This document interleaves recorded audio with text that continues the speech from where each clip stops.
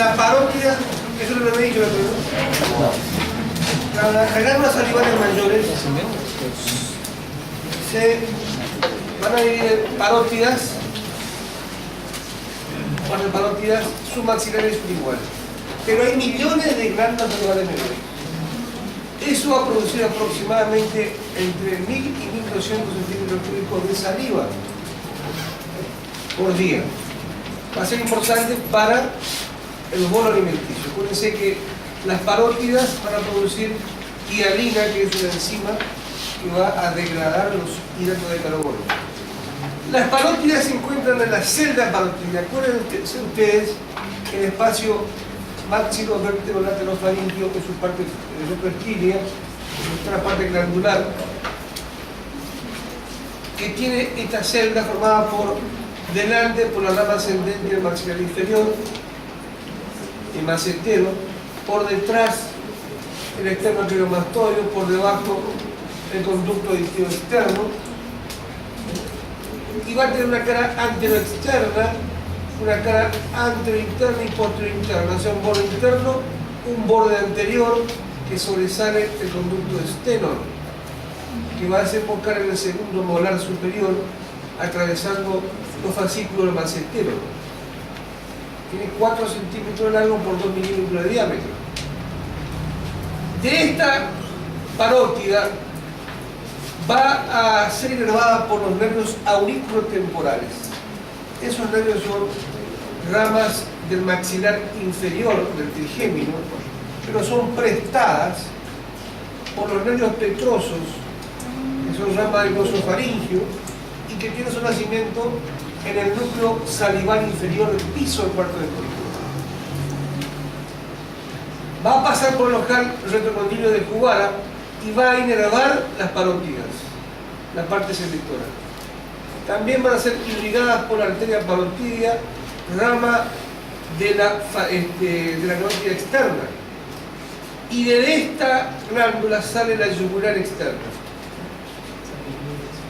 El nervio facial, que va a pasar por lo que es el estilomastoideo, nervio facial, va a dividir a esta glándula en dos: superficial y profunda, pero no lo inerva. Las glándulas submaxilares van a estar en el espacio supraioideo, justamente tapando los triángulos de Pirogoff y de Beclark. Fíjense ustedes, desembocando por el conducto de Wharton a la boca. Y las sublinguales van a estar a los lados del frenillo de la lengua y van a haber entre 15 y 20 conductos excretores, pero el más importante es el de Ramillius. Estas son las glándulas salivales mayores. En cuanto a la lengua, fíjense, esta es la visión de arriba.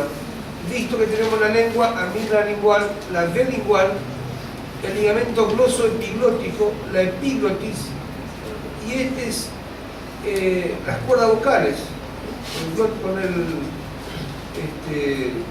con la glotis, el espacio que hay. En este momento está respirando el paciente habla. Fíjense, esta es una visión entonces laringoscópica indirecta.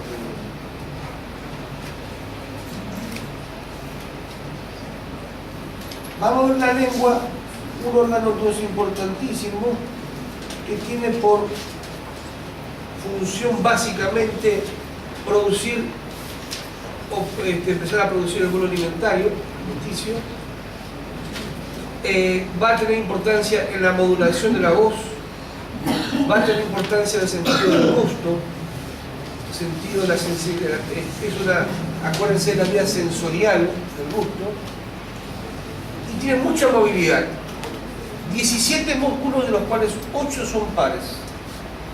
Fíjense ustedes, tenemos pares el geniogloso, que va de la apófisis geni superior a la lengua, el iogloso, que va del hueso ioides a la lengua, el estilogloso, que va de la apófisis estiloide a la lengua, el faringogloso,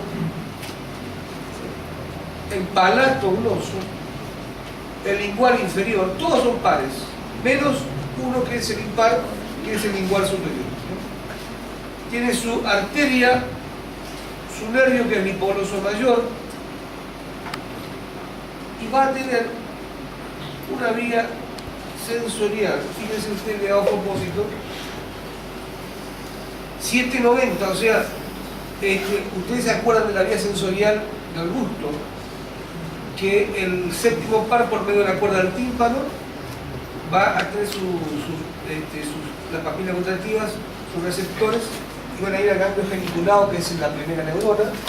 El glosofaringio, su primera neurona va a ser el ganglio de Aldrich, y el neumogástrico, el yugular y plexiforme. De ahí iban a ir a los núcleos de la giote, en el piso del cuarto ventrículo, y en ese sentido ahí va al área de broma, entonces área cerebral de broma. Bueno, esta es la vía sensorial, la vía gustativa, la vía motora iba a ser por el hipogloso mayor. Bueno, siguiendo con esto, entonces vamos a la parte de empezar la clase de hoy, podríamos decir, que es el tórax. Paredes del tórax.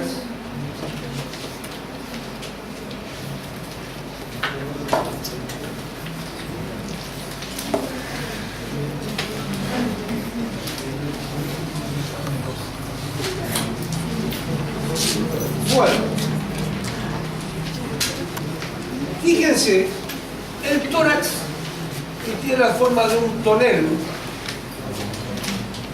que tiene un continente y un contenido formado por los pulmones, corazón, grandes vasos, esófago, vía aérea, linfáticos. Va a estar formado por 12 vértebras dorsales, 12 costillas, de las cuales 7 son verdaderas, porque son las que van a terminar en el esternón, en forma directa. Este es el manubrio, el cuerpo y la apéndice sigmoides, que primero es cartilaginoso, después se osifica. 7 son verdaderas, terminan en lo que se llama sternum bras, que es un receptáculo que tiene en el esternón, donde van a terminar en cartílagos. Esto es una sincondrosis definitiva, la primera. Sin embargo, las otras costillas terminan en cartílagos y son sincondrosis temporária porque se osifican. Son huesos planos. Y este sector, acuérdense que la primera costilla está debajo de la clavícula, no se toca. Si ustedes empiezan a tocarse, la primera que se toca es la segunda costilla, que termina en el ángulo de Lewis, entre el manubrio y el cuerpo. Este sector del cuerpo es el sector más móvil. ¿Por qué? Porque actúa en la mecánica ventilatoria de la inspiración, cuando aumentan los diámetros del tórax, que es un mecanismo activo con gasto de energía. Expiración es pasivo, siempre y cuando no haya una expiración forzada. Cuando soplamos algo, tosemos, hacemos esfuerzo, con mente cerrada, entonces actúan otros músculos.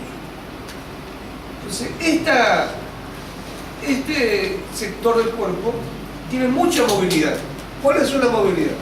Inspiración, expiración es como si fuera que la costilla levantamos una manija de un balde y hacemos este movimiento.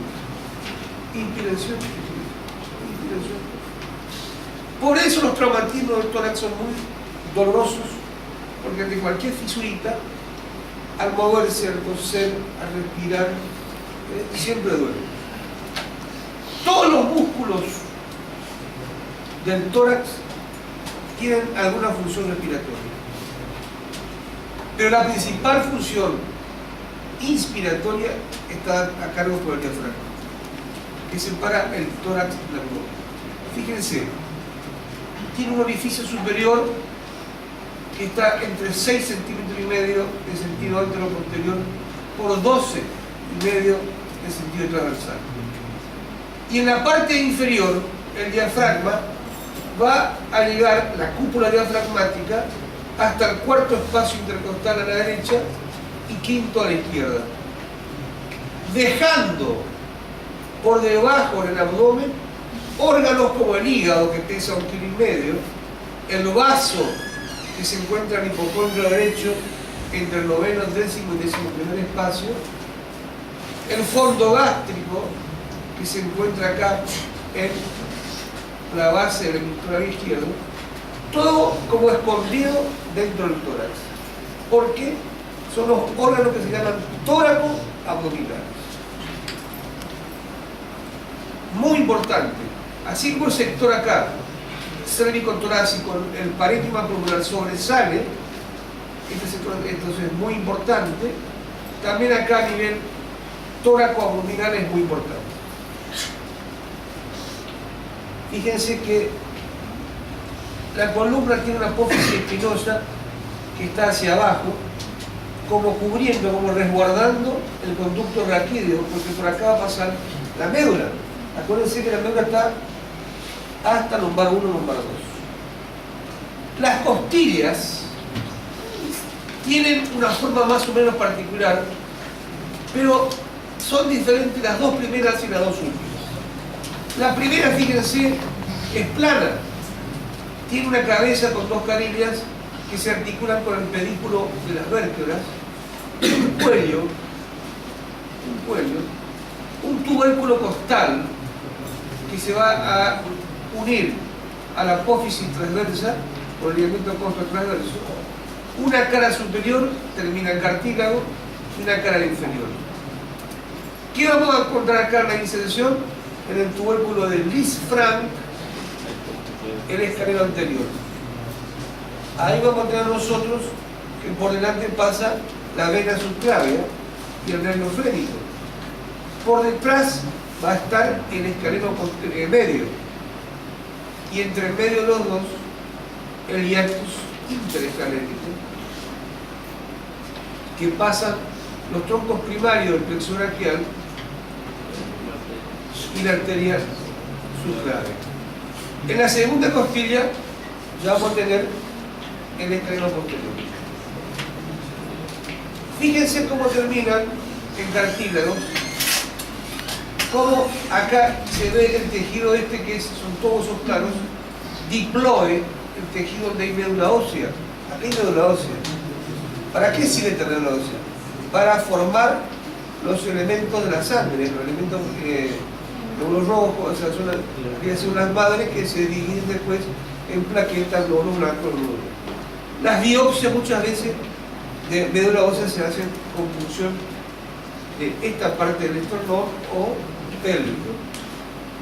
Fíjense, tiene 7 verdaderas, 3 falsas, porque terminan en uno solo, y 2 flotantes, porque no terminan en el esternón. Esta costilla es la típica costilla que se estudia, que es la cabeza con sus dos carillas para el pedículo superior e inferior, las vértebras, el cuello, el tubérculo costal, el arco costal, y va a tener en la parte inferior un canal donde se van a insertar los músculos intercostales. Intercostal externo, interno, medio e interno. Algunos libros lo llaman intercostal externo, interno e íntimo. Depende del libro. Pero entre el intercostal medio y el interno va a transcurrir el paquete vasculonervioso intercostal, formada por la arteria intercostal, que en la parte posterior es rama directa a la aorta, y en la parte anterior rama directa a la mamaria interna o torácica anterior. Las venas van a desembocar en la parte posterior, en la vena ácidos, y en la parte anterior, en la vena mamaria interna. Y los nervios intercostales, que son ramas anteriores de la raíz de la médula. Esta entonces es una costilla consultada interna, pero externa, más típica. Fíjense cómo En los pedículos de las vértebras tenemos las carillas articulares por la costilla, tenemos el ligamento costo transverso, que está entre la apófisis transversal y la costilla. Fíjense el agujero vertebral redondo que corresponde a el pasaje de la médula. Acá hay médula y la apófisis espinosa tenemos entonces cubriendo hacia abajo. Esto para que ustedes vean la región cervicotorácica. Va a haber parénquima pulmonar que sobresale, escaleno anterior y medio, por delante la vena subclavia, en el hiatus interescalénico la arteria subclavia y los troncos primarios del plexo braquial. Eso. Bueno, el principal músculo inspirador es el diafragma. La cúpula diafragmática, el músculo es un músculo digástrico. Fíjense que tiene dos vientres musculares y un centro frénico que tiene forma de trébol. En la parte media va a estar la cara inferior, se va a apoyar la cara inferior del corazón. Básicamente tiene tres orificios importantes. A la derecha y anterior la vena cava inferior. Más atrás el esófago y más atrás el esófago va a pasar del tórax al abdomen con los nervios neumogástricos o vago, el izquierdo la cara anterior, el derecho la cara posterior. La aorta que pasa pegada a la columna vertebral con esto que está acá en azul, que corresponde a la derecha la vena ácido mayor. ¿Qué es la vena ácido? Son las venas lumbares que reciben la sangre de la región posterior, que cuando atraviesan el diafragma se transforman en ácidos. Esos ácidos a la derecha mayor van a recibir las venas intercostales y a la vena ácido menor que recibe del lado izquierdo. La ácido menor o hemiácido superior e inferior desembocan en el ácido mayor más o menos a nivel de la cuarta vértebra dorsal y reciben anterocostales. Y esto que está en verde es el conducto torácico linfático, porque tiene su nacimiento en la cisterna magna de Pequet debajo del diafragma, que es un ensanchamiento del conducto linfático donde nace y recoge prácticamente toda la linfa del cuerpo, menos la parte derecha del tórax, miembro superior derecho, cara y cuerpo. Vena linfática. Por abajo, vista desde la parte del abdomen, tenemos nosotros que se fijan. Fíjense ustedes, por medio de los pilares izquierdo y derecho del diafragma. El pilar izquierdo es un poco más pequeño, más o menos está a nivel de la 10, 12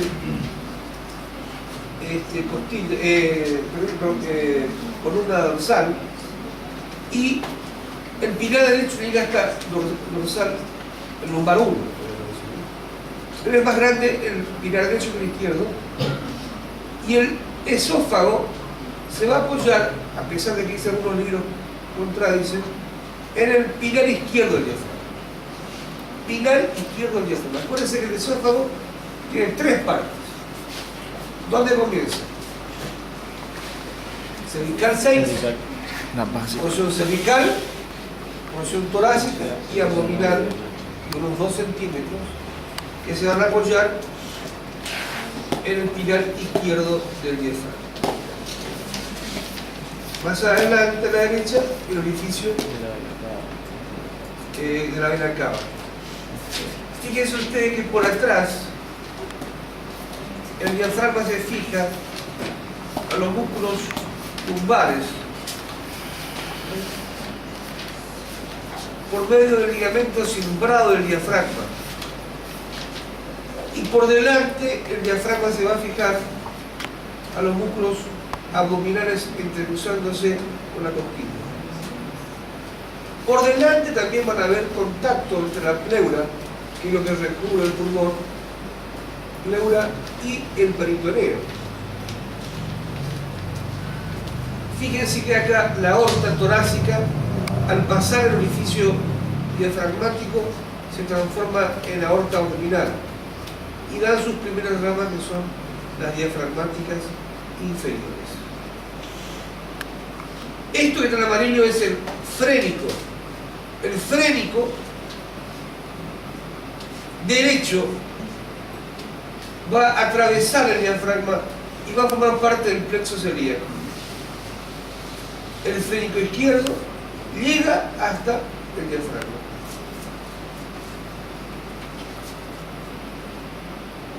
Ahí está, fíjense, donde nace, cómo atraviesa el mediastino entre el plano venoso y el plano arterial.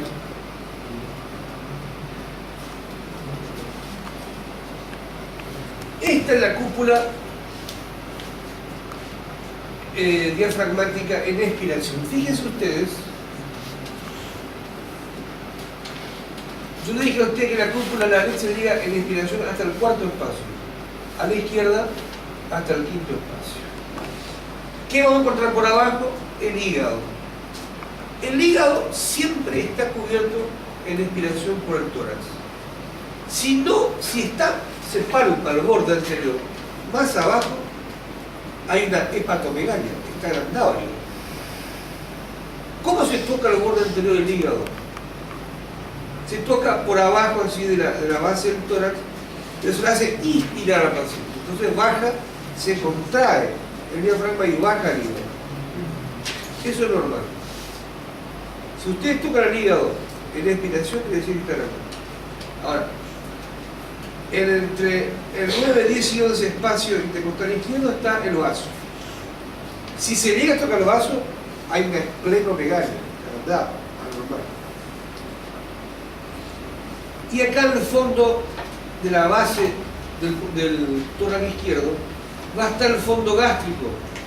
Si ustedes empiezan a percutir de arriba hacia abajo, va a haber una sonoridad pulmonar, pero cuando toca esta parte de acá, el fondo gástrico, va a haber un timpanismo gástrico, cambia el nombre. Se llama espacio semilunar de Traub. Espacio semilunar de Traub.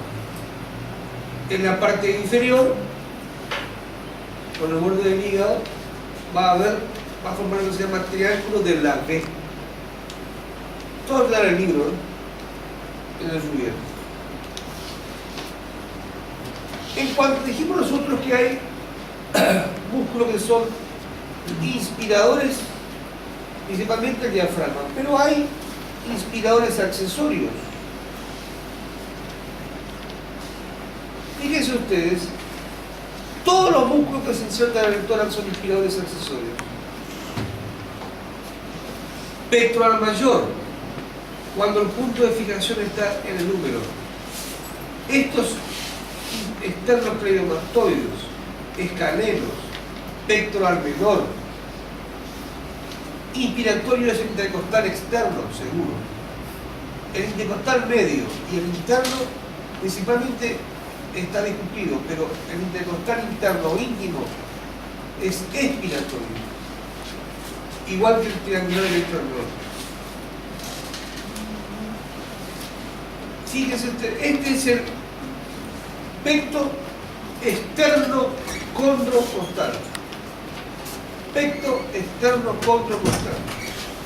Tenemos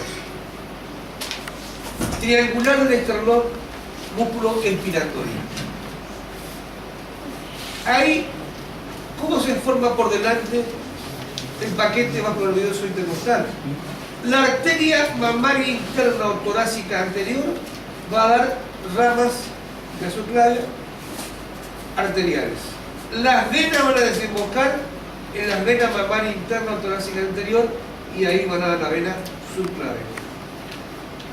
Por atrás, la aorta y la vena de ácidos. Estos músculos, serrato posterior y superior, y posterior y inferior, son músculos inspiradores. El serrato anterior cuando el punto de fijación está en la escápula, son inspiradores. El angular del omóplato, el romboide, todos son músculos inspiradores. Fíjense atrás cómo se forma el paquete oculonervioso intercostal. La aorta, rama directa de la aorta. Las venas desembocan en la vena ácido mayor a la derecha, hemiácidos o ácido menor a la izquierda. Y de ahí, más o menos a nivel de la cuarta dorsal, pasan las hemiácidos a la ácido mayor. De ahí a la vena cava superior. Son dos nacimientos distintos.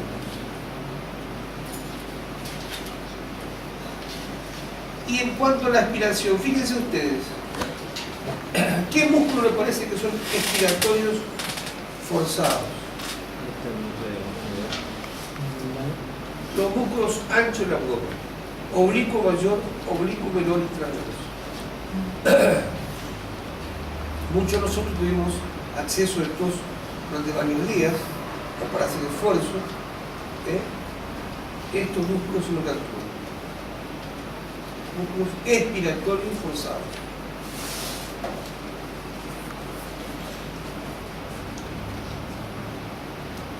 Lo que envuelve a los pulmones son aquellos órganos que van a acceder entonces para intercambio gaseoso, principalmente a nivel de los alvéolos pulmonares.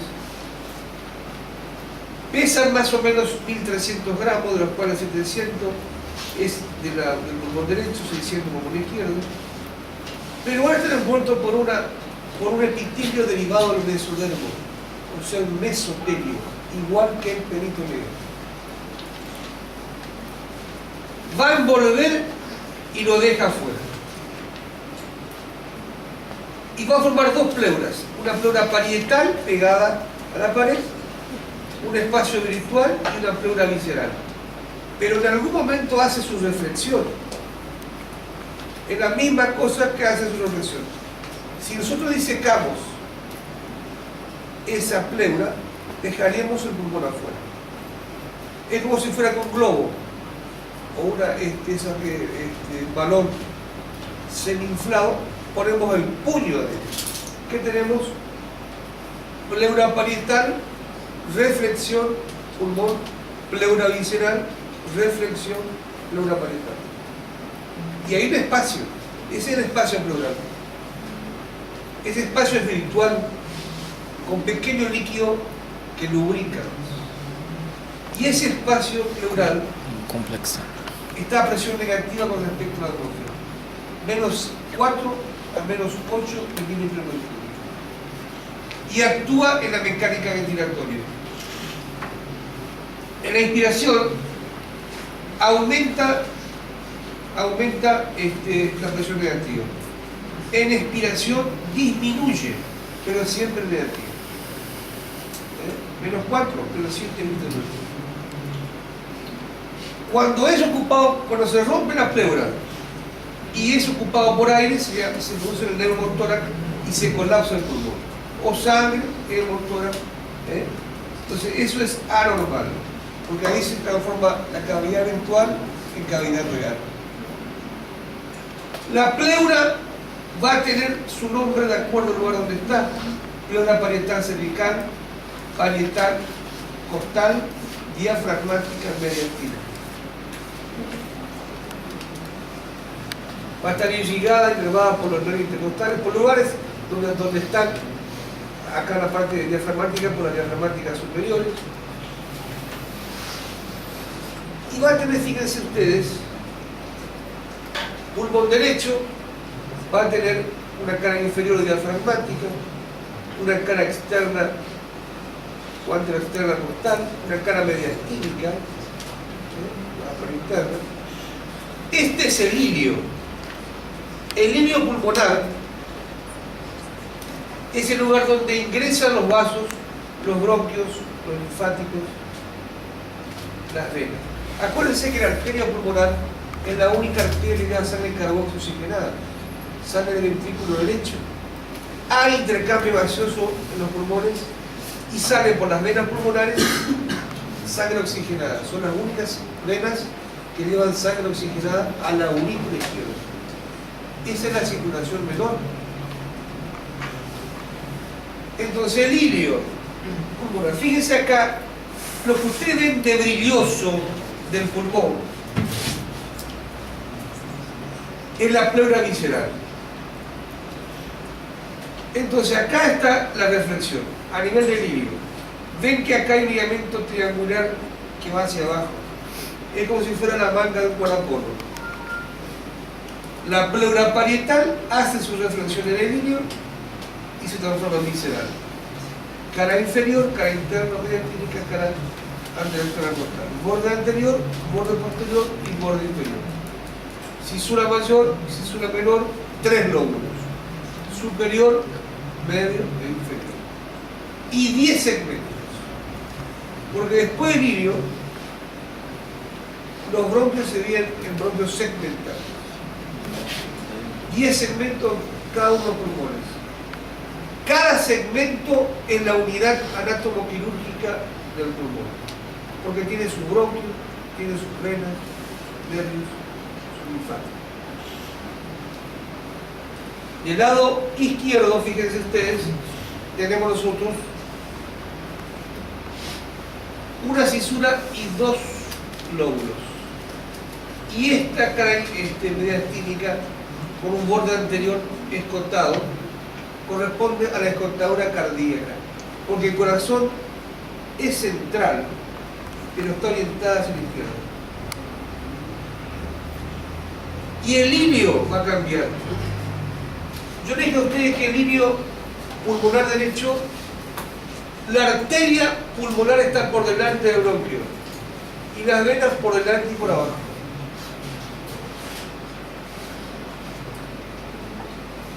En la parte del lóbulo o pulmón izquierdo, la arteria está por arriba del bronquio y las venas por delante y por abajo. Siempre se pregunta esto. Entonces, en base a esto, fíjense ustedes, cricoides ya es cuello, eso es laringe, tráquea hasta la cuarta dorsal. Ahí se dividen en bronquio fuente izquierdo, bronquio fuente derecho, en la carina. El bronquio izquierdo es más largo, 5 o 6 centímetros, de menor diámetro y contorneado. El derecho es más corto, 2 o 3 centímetros y de mayor diámetro, más directo. ¿Qué quiere decir esto? Que cualquier objeto que se broncoaspire va a ir directamente hacia el bronquio derecho. Probabilidad. También se pregunta eso. Entonces, en base a esto, nosotros tenemos una segmentación broncopulmonar, que era la unidad anatómica y quirúrgica. Vamos a llegar a un acuerdo porque cada libro tiene su nombre y su número, pero vamos a tener que tener acuerdo en el número, en coincidir en el número, aunque nosotros vea picar pongamos dorsal, que es lo mismo, o superior, o craneal, ¿entienden? Pero el pulmón derecho entonces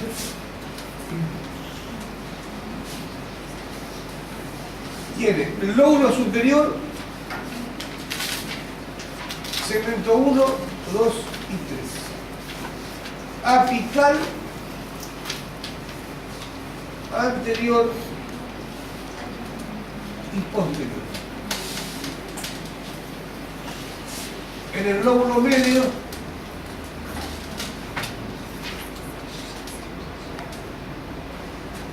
cuatro y 5, medial y lateral. Y en el lóbulo inferior, 6, que es el apical del inferior, o lóbulo de Nelson. 7 siempre va a ser paracardíaco. Se ve solamente en la parte mediastínica pegada al corazón. 8, 9 y 10 anterobasal, laterobasal y posterobasal.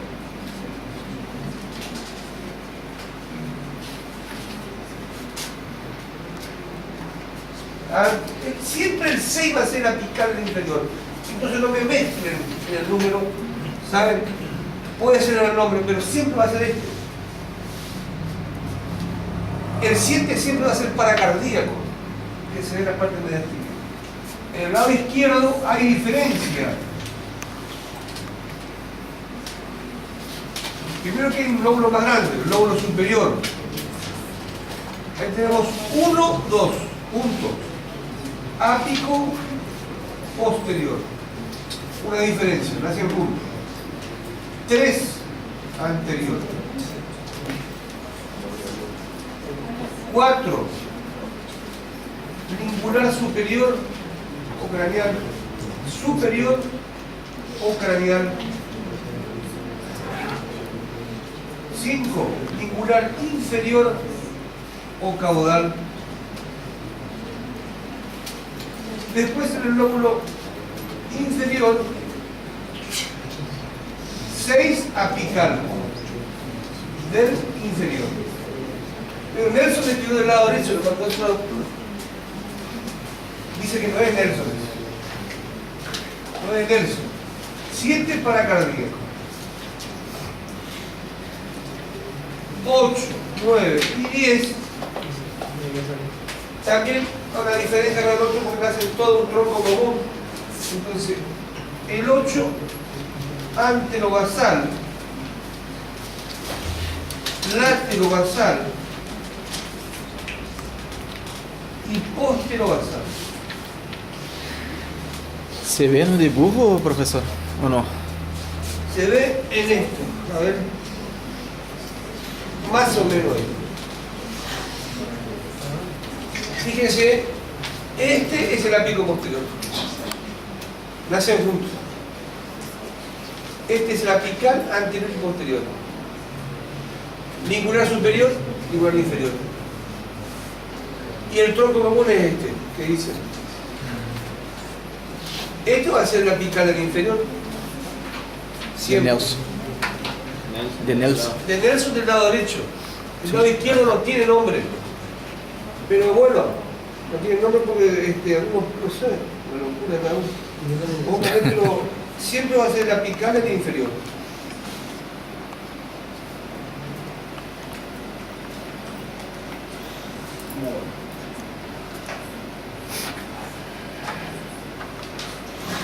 Después se divide 1200 veces. Cada segmento. Hasta que termina en esto. 1.200.000 alveolos aproximadamente. Esto es lo importante. Ahí es lo que destruye el EPOC. Porque ahí se produce el intercambio gaseoso. Fíjense ustedes, la arteria lleva sangre carboxioxigenada y las venas oxigenadas. Ahí se hace la difusión. O sea, la destrucción se hace ahí. Esa es la importancia. En los alveolos pulmonares. Pero básicamente entonces tenemos una... si ustedes tienen dudas, pregunten. Pero esto ustedes tomen como una guía. Amplíen en el libro. No en el libro, en el libro.